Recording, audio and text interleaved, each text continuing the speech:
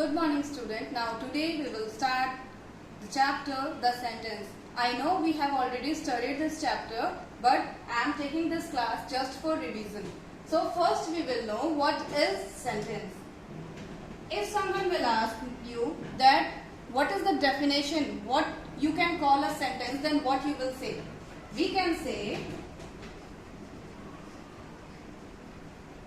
a sentence is a group of words that gives a complete sense. Means a group of words. A sentence must have group of words, and only not group of words but the group of words must give you a complete sense. Means group of words होने चाहिए, लेकिन सिर्फ group of words से काम नहीं चलेगा. वो group of words जो है आपको पूरा सेंस, यानी आपको क्या कहना चाह रहा है उसका पूरा कंप्लीट सेंस वो देना चाहिए. अगर सिर्फ ग्रुप ऑफ वर्ड्स हो और वो कंप्लीट सेंस नहीं दे रहा है, इनकम्प्लीट सेंस दे रहा है, but somehow it is giving a sense, then it is called phrase. Start हो गया. So we have written the definition of phrase: a group of words that gives sense but not complete sense is called phrase. So don't get confused in the words sentence and phrase, because a group of words that gives you a complete sense is called sentence, but in phrase what we can see that there is a group of words that but they are not giving the complete sense. If we go for example, I have written I am going to market. मैं market जा रही हूँ.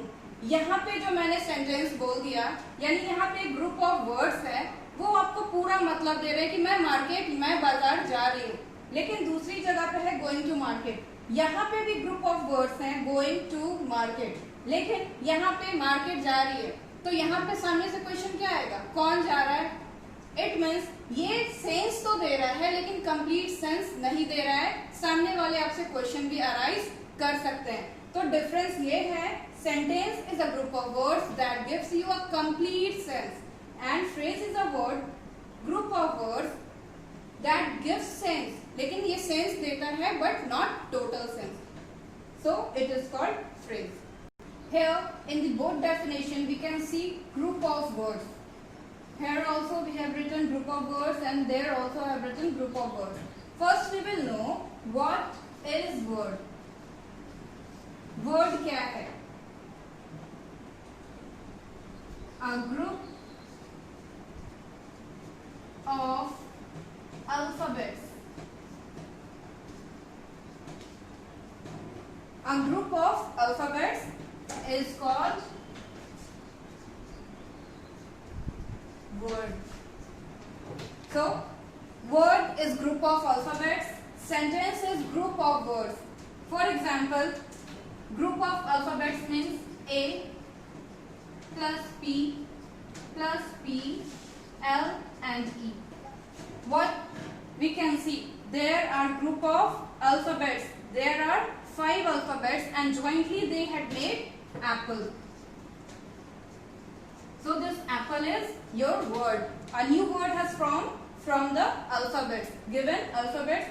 So we can say word is a group of alphabets, sentence is a group of words that gives you a complete sense, and phrase is a group of words that gives you a sense but not complete sense. Now after that we will see the kinds of sentences. यानी sentences कितने types के होते हैं. There are 4 types of sentences. The first one is assertive or declarative sentence. The second one is interrogative. Third one is imperative. And the fourth one is exclamatory. We will know each. Assertive or declarative sentence, I have written here, states something. Means normal sentences, the statement sentences, the sentence which describes something.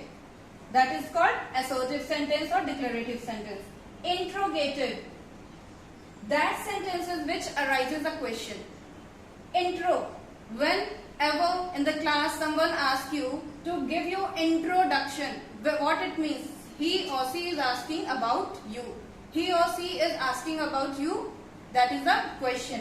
So whatever the question we will ask, that will be your interrogative. Now imperative expresses a command, request request or advice. The sentences in which you can see that someone is commanding you, someone is giving you, requesting you, or someone is giving you the advice. That is your imperative sentence. And the last one is exclamatory sentence. Suppose you have seen a beautiful painting somewhere, or you have seen a beautiful scene somewhere. You have gone for wandering somewhere and you have seen, you find something very beautiful. What you say? Wow, that is so pretty. That is so beautiful. It means it expresses your sudden feelings. अचानक से जो आपके अंदर की feelings आती है, वो हमारा exclamatory sentences होते हैं. Now we will study each kind in brief. Assertive sentence. I have already told you that assertive sentence is also known as declarative sentence because it declares something. It states something. It gives you a statement. For example, I go to school every day. Here I am saying you something. Here I am not arising any question. Here I am not showing my feelings. I am just giving you a statement that I am going to school. यहाँ ना तो मैं अपनी feelings को जता रही हूँ, ना ही यहाँ पे मैं किसी से क्वेश्चन पूछ रही हूँ, ना किसी को कमांड कर रही हूँ, ना रिक्वेस्ट कर रही हूँ. यहाँ पे मैं सिंपल एक सेंटेंस बोल रही हूँ, I go to school every day. तो इस तरीके के सेंटेंस जहाँ पे ना कोई क्वेश्चन हो रहा है, ना कोई कमांड हो रहा है, ना रिक्वेस्ट हो रहा है, और ना ही अपनी फीलिंग्स को बताई जा रही है, सिंपल एक सेंटेंस बोला जा रहा है, वो हमारा असर्टिव सेंटेंस होता है. We put full stop at the end of assertive sentences. ये बात हमेशा याद रखेंगे कि जब भी अगर हम कोई स्टेटमेंट बोल रहे हैं, इट मीन्स अगर ये assertive sentence है तो हम हमेशा सेंटेंस के एंड में full stop देना नहीं भूलेंगे.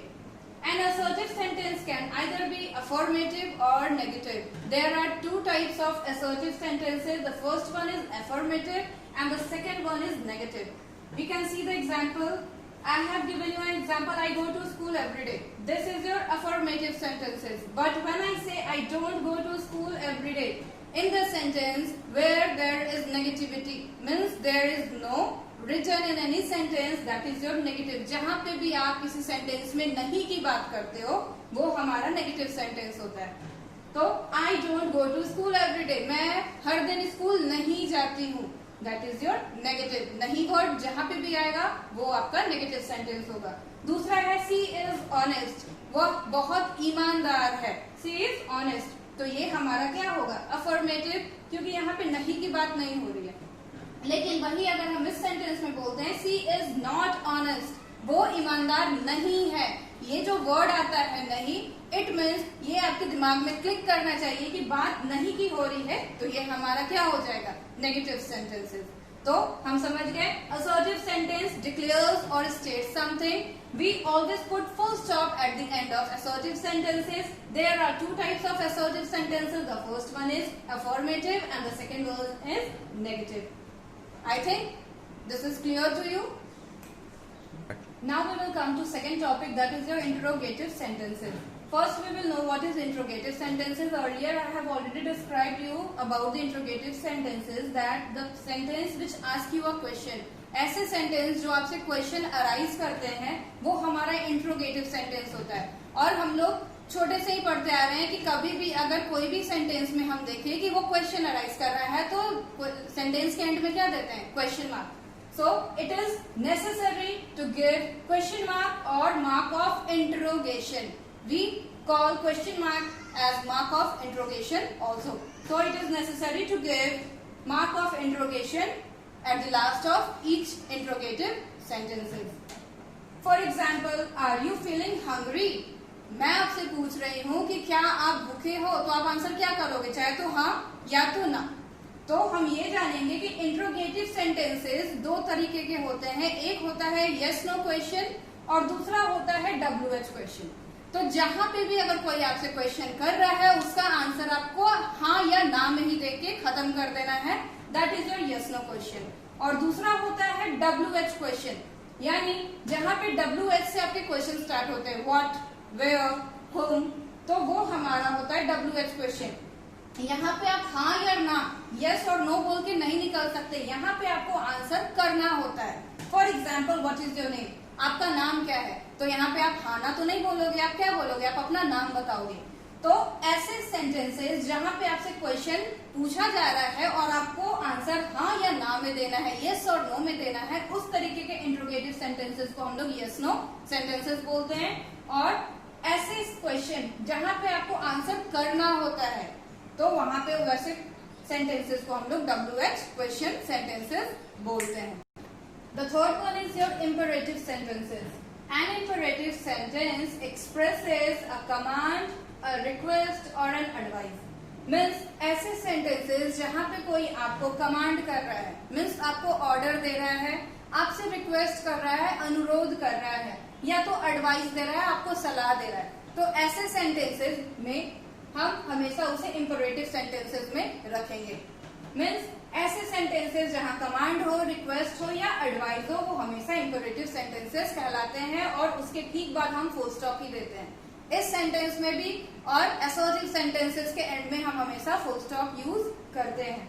फॉर एग्जाम्पल, बी क्वाइट, चुप रहो, ये हमने क्या किया, किसी को ऑर्डर दिया। मीन्स अगर क्लास में आप लोग हल्ला करते हो तो टीचर्स क्या बोलते हैं, प्लीज बी क्वाइट। तो यहाँ पे मैंने आपसे रिक्वेस्ट किया, लेकिन नहीं, यहाँ पे प्लीज मैंने नहीं लगाया, मैंने सीधे बोला बी क्वाइट, यानी चुप रहना है, this is my order. Second one is give me some milk please, मुझे थोड़ा सा दूध दे दो, कृपया मुझे थोड़ा सा दूध दे दो। तो यहाँ पे मैंने क्या किया है, मैंने किसी से रिक्वेस्ट किया है कि मुझे थोड़ा सा दूध दे दो। Third one is revise your lesson in time. यहाँ पे आपके एग्जाम्स आते हैं तो टीचर्स क्या कहते हैं, please revise your exercises properly. मैंने यहाँ पे आपको एडवाइस दिया, आपको सलाह दे रही हूँ कि अगर आप अच्छे से एग्जाम में नहीं पढ़ोगे तो आप अच्छे मार्क्स नहीं लाओगे, इसलिए मैंने क्या बोला, revise your lesson in time, समय पे अपने लेसन्स को पढ़ो। So what we have seen in imperative sentences, and imperative sentences express command, request and advice. You can give command, you can give request, you can give advice. Wherever you see the sentences like this, we will put it in imperative sentence. Now the last one is your exclamatory sentence. Exclamation. Exclamation mark is this one. And at the end of each exclamatory sentences, you have to give exclamation mark. First we will know what is exclamatory sentences. A sentence that expresses a strong feelings. Earlier I have also told you that exclamatory sentences show sudden feelings. अचानक से जो भी feelings आती है उस तरीके के sentence जब हम बोलते हैं तो उस sentence को हम exclamatory sentences कहते हैं। For example, what a silly mistake I made. आपसे बहुत बड़ी कुछ गलती हो गई या छोटी सी भी गलती हो गई तो आप क्या बोलते हो, मेरे से कितनी बड़ी गलती हो गई, उस मैंने ये कैसे कर दिया। इट मीन्स वो देख के अचानक से आपकी फीलिंग्स आई। दूसरा है हाउ नाइस ऑफ यू, आपके साथ किसी ने बहुत अच्छा काम किया, आपकी किसी ने हेल्प की, तो हम लोग क्या अचानक से हमारे दिल से क्या निकलता है, thank you, how nice of you. It means ये भी अचानक से वाली फीलिंग्स है। अब है हुर्रे, अचानक से आपने मैच जीत लिया, आप कोई मैच हार रहे हो या फिर कोई मैच आप खेल रहे हो और अचानक से आपकी जीत हो गई तो आप क्या बोलते हो, hurray we won the match, हम लोगों ने मैच जीत लिया, hurray India won the match. It means India ने तुरंत जीता। वहां पे आपकी अचानक से क्या होती है, जाके आप बॉम्ब छोड़ने लगते हो, पटाखे छोड़ने लगते हो, खुशी मनाने लगते हो, वो क्या होता है, आपकी सडन वाली फीलिंग्स होती है। तो जो भी सडन फीलिंग्स आपके अंदर से निकलती है, जो भी सेंटेंसेस आप बोलते हो उस वक्त, वो हमारा एक्सक्लेमेटरी सेंटेंसेस होता है।